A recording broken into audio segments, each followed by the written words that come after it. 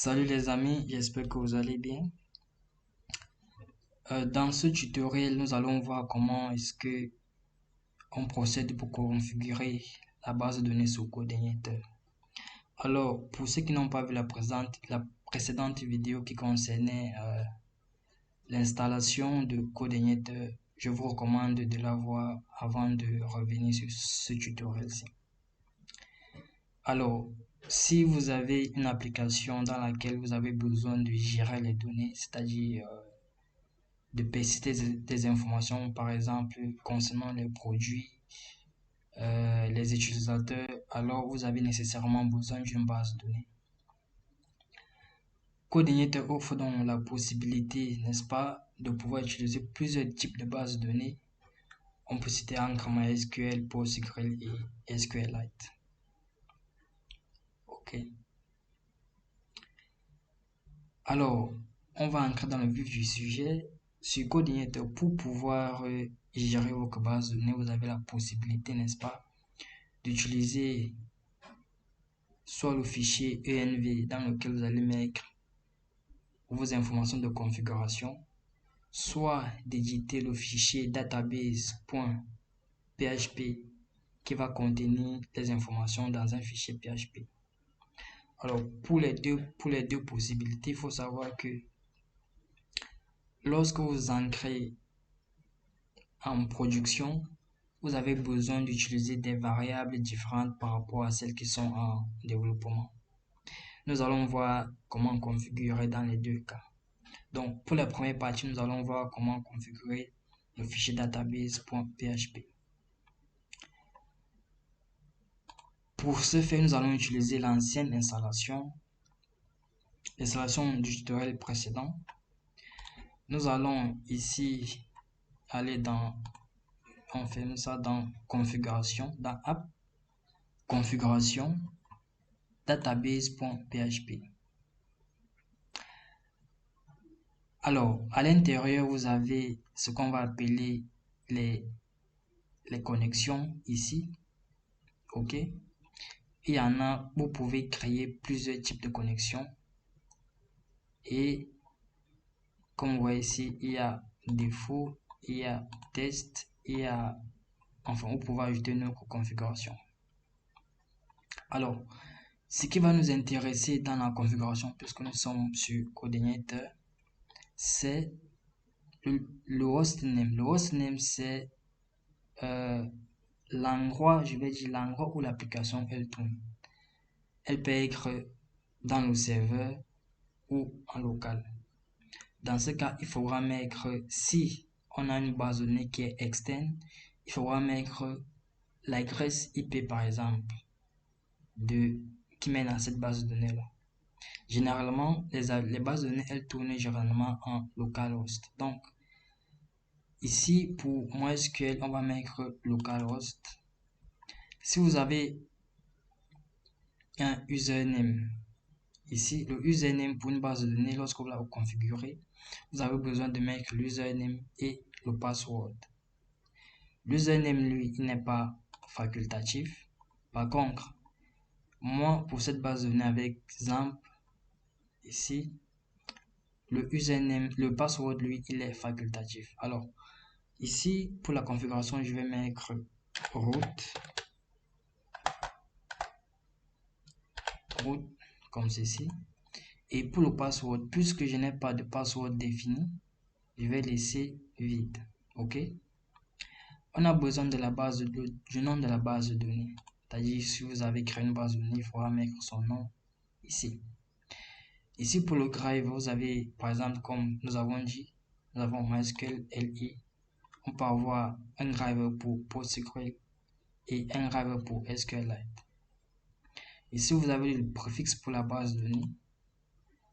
Ce qu'il faut savoir, c'est que lorsque vous faites une application, il est possible d'utiliser plusieurs bases de données à la fois. Ici, ces bases de données tournent dans la même adresse.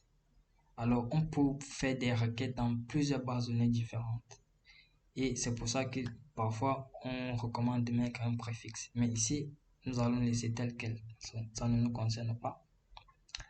Alors, les prochaines variables qui sont les prochaines variables de configuration qui sont importantes, c'est le char7 ici et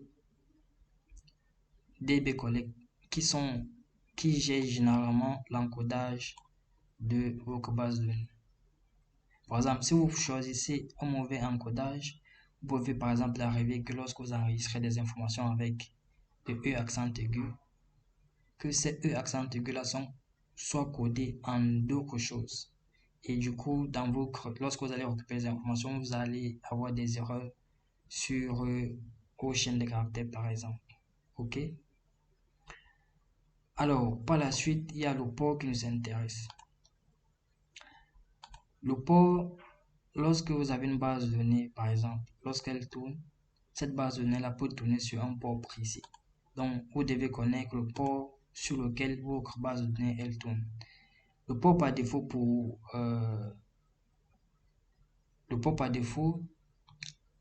MySQL ou bien pour MySQL c'est 3606. 3606, donc ça reste inchangé. Sauf si vous avez un port précis pour la base de données sur laquelle vous voulez vous connecter. Alors vous allez la modifier. Ok. Alors, comme je l'ai dit, vous pouvez avoir plusieurs niveaux de configuration que vous allez changer éventuellement en fonction de la production, en fonction des tests, ou bien, je sais pas, ça va dépendre de vous à ce niveau. Mais là, il est recommandé de laisser par exemple par défaut pour faire plus simple. Ok. Alors, dans PHP admin, ici, j'ai une base de données par exemple Always Food. Donc, nous allons nous connecter sur la base de données, sur cette base de données là. On va copier le nom de la base de données. Ok. Nous revenons ici où nous avons localhost, nous avons root et puis nous avons password. Moi, je ne choisis pas de mot de passe. Et ici, nous allons mettre le nom de la base de données. Alors, il faut s'assurer que le nom de la base de données, qu'il n'y ait pas d'espace, que ça soit bien écrit également. Ok. Jusqu'ici, nous sommes bons. Donc, par la suite, ce qu'on va faire, c'est que nous voulons voir si effectivement nous sommes connectés sur cette base de données là. Donc, pour ce faire, nous allons juste faire un petit test. Dans Always Food, nous avons items ici.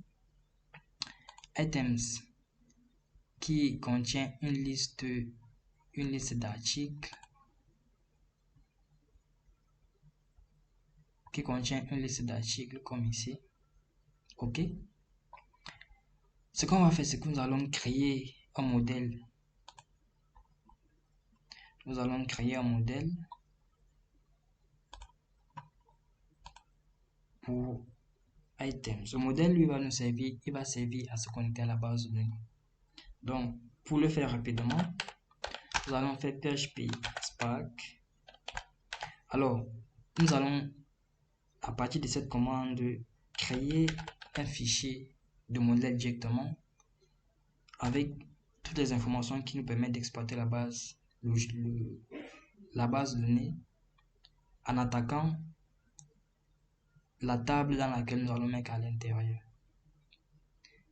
Et comme item c'est une entité, on va donc créer un modèle qui va pouvoir nous permettre d'exploiter cette entité là. Donc on va faire PHP Spark make modèle, c'est le modèle que nous voulons créer. Nous allons dire items modèle. Alors moi je recommande par exemple pour la création de modèles de pouvoir précéder le nom de l'entité par modèle pour que ça soit facilement reconnaissable. Ok. Une fois que nous avons tapé cette commande, on tape ancrer.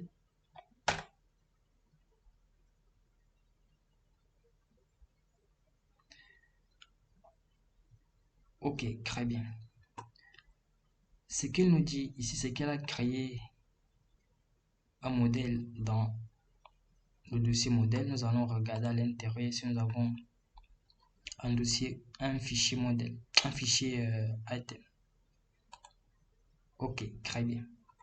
Donc, à l'intérieur, vous allez voir un ensemble de choses que nous allons expliquer dans les vidéos précédentes.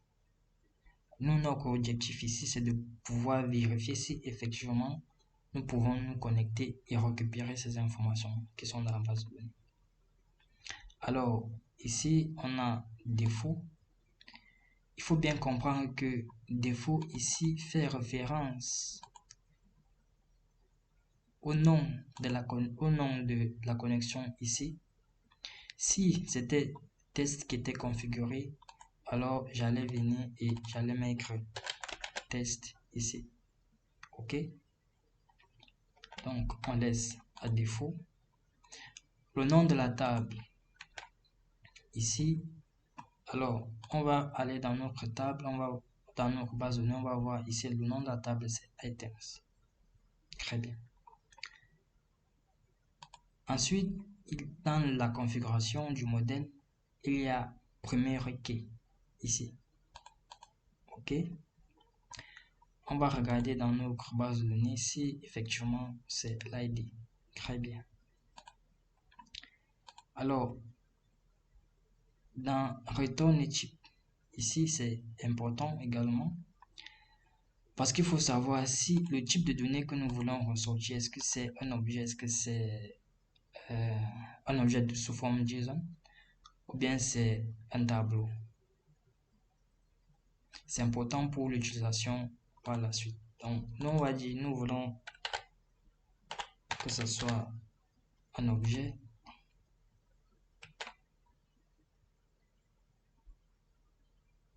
Ok. Donc, là, on est bon. Ce que nous allons faire, par la suite, c'est de dire, par exemple, que nous allons créer un modèle, un contrôleur qui va s'appeler product, dans lequel nous allons afficher, par exemple, la liste des produits. On va toujours passer par la commande PHP. On va faire ça. PHP Spark make controller product comme ceci. Ok. Donc, il va nous générer dans le dossier controller app controller et nous avons à l'intérieur product. Ok, ça c'est ok. Donc par la suite, qu'est-ce qu'on va faire ici? Nous allons par exemple dire ok, pour utiliser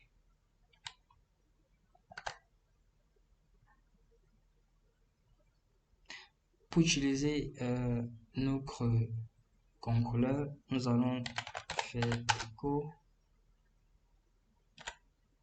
product comme ceci.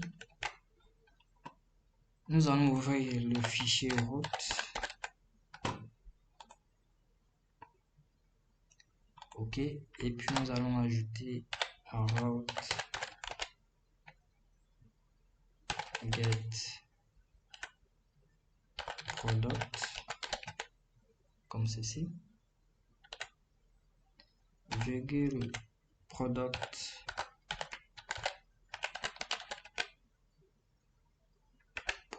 index. Ok, nous allons vérifier dans notre navigateur. Nous avons ici tutoriel CI. Si nous mettons product,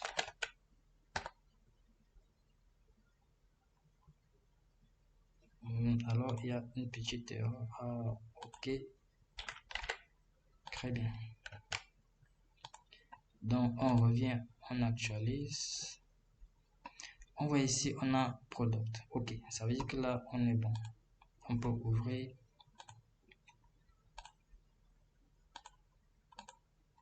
Cette route-là. Alors, ce qu'on va faire ici, c'est que lorsqu'on va récupérer les informations dans la base de données, n'est-ce pas? Il y a le contrôleur qui, lui, il y a le modèle, pardon, il y a le modèle, lui, il connaît toutes les procédures qui permettent de faire les modifications, de récupérer les données, de filtrer les données dans la base de données. Alors, ce qu'il faut faire, c'est que nous allons instancier le modèle product comme ça. Product model égale.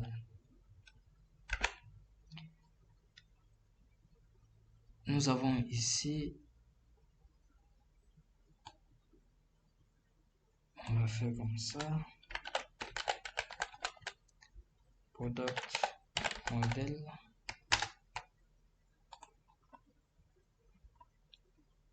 Et bien vérifier que le nom du dossier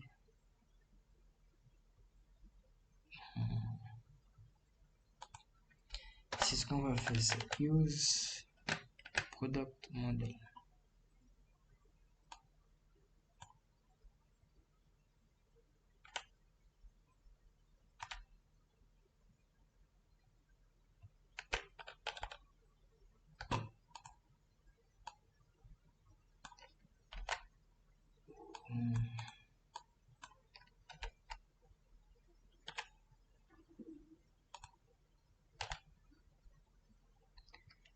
Donc ce qu'on va faire, c'est vérifier s'il n'y a pas les... Ah, ok. Donc c'est pas product model, c'est plutôt...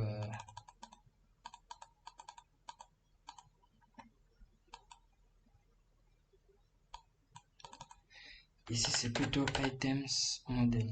Ok. Donc on va se le faire comme ça. Ok. Donc vous avez product model.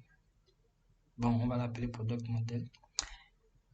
Qui est items model. Ok, donc pour l'écriture, vous avez deux possibilités. Soit de faire product model égale à new app models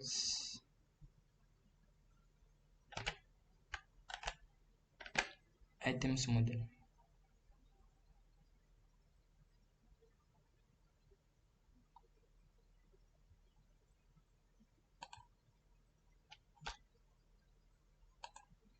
Il faut pas oublier ça. Alors, vous avez ces deux écritures ici qui sont littéralement la même chose, la même écriture. De préférence, moi, je préfère utiliser celle du bas, c'est-à-dire celle-ci. Et dans ce cas, nous retirons ça ici. Ok.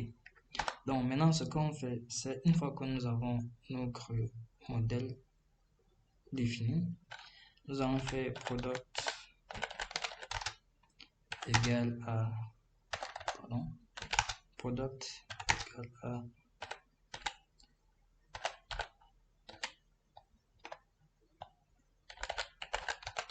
product model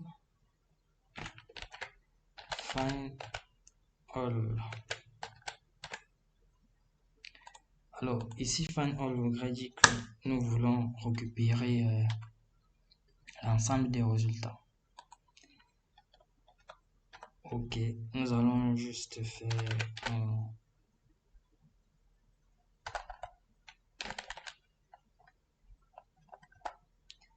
on va donc de product pour voir si effectivement nous avons des données à l'intérieur, si nous avons effectivement récupéré nos données.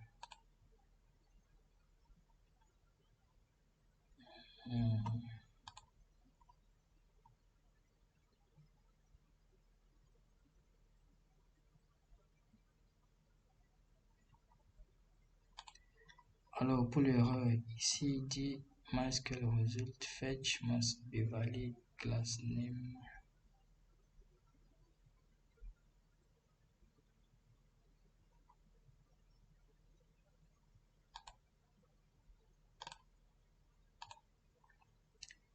Ok, donc ici, il dit nous avons une erreur.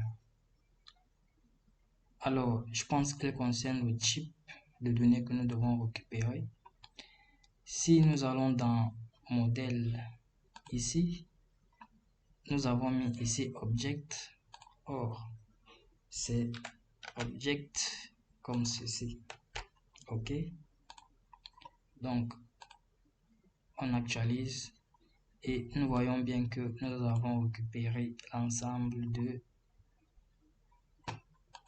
nos données qui sont dans la table items ici. Ok, donc ici nous avons vu comment configurer notre base de données avec le fichier database.php qui se trouve dans config, dans app config. Maintenant, la deuxième possibilité, c'est de dire que nous allons utiliser un fichier .env, c'est-à-dire un fichier de variables d'environnement dans lequel nous allons mettre nos informations de connexion.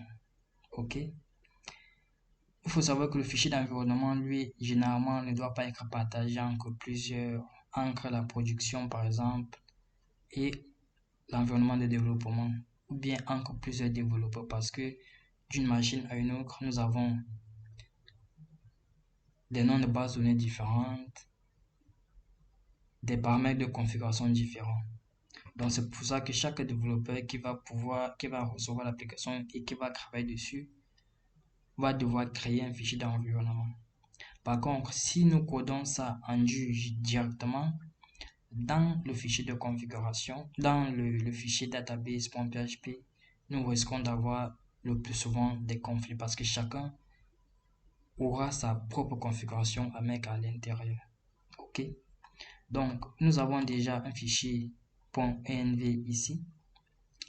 Ce qu'il faudra faire par la suite, c'est de repérer, par exemple, quelle est la base de données qui est configurée. Donc, on va aller dans Database. Non, il faut savoir que la configuration qui est sur le nom de cette variable ici, par exemple, si c'est elle que nous allons utiliser, il faudra que vous puissiez l'ajouter sous ce format. Ok? Donc, nous allons décommenter ces lignes-ci, comme ceci. Nous allons vérifier, pardon, nous allons vérifier dans notre fichier de configuration. Alors, le localhost, il est bien ici. Ok. Donc, pour voir ce qui va se passer, c'est que nous allons supprimer ces informations-là ici. Nous allons supprimer, par exemple, le root. Ok. Nous allons supprimer la base de données. Ici, nous allons la copier. Non, on enregistre. Alors, pour le nom de la database, on met ça. Pour le username, c'est ça. Pour le password, vous laissez vide. Pour le préfixe, vous laissez tel quel. Et pour le port, vous laissez comme tel quel. Ok. Alors, nous voyons ici que nous avons supprimé ces éléments qui sont ici. Mais par défaut, nous avons laissé ça. Vous voyez que ces informations, tout ce qui se trouve ici à l'intérieur, vous pouvez venir et vous l'ajouter ici. Ok. Alors, maintenant que nous avons configuré notre fichier de variables de configuration, il faudra effectivement voir si rien n'a été cassé et si nous pouvons toujours récupérer nos informations à partir de la base de données.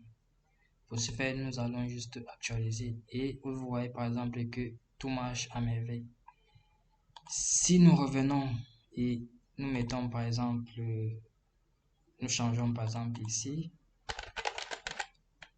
master, nous revenons dans le fichier et vous voyez par exemple ici qui nous dit que cet utilisateur là ne peut pas se connecter à la base de données. Alors ça veut dire que tout est bien configuré. On remet en route, on retourne et tout marchera bien. Alors les amis, je pense que c'est tout pour ce tutoriel. Dans le tutoriel suivant, nous allons voir comment est-ce que on procède par exemple pour créer les routes dans notre application. Alors si vous avez aimé la vidéo et si vous voulez le plus souvent sur une vidéo, je vous recommande de vous abonner et d'appuyer sur la cloche de notification pour ne pas rater les moments où je vais publier les prochaines vidéos. Allez, on se dit à bientôt. Ciao.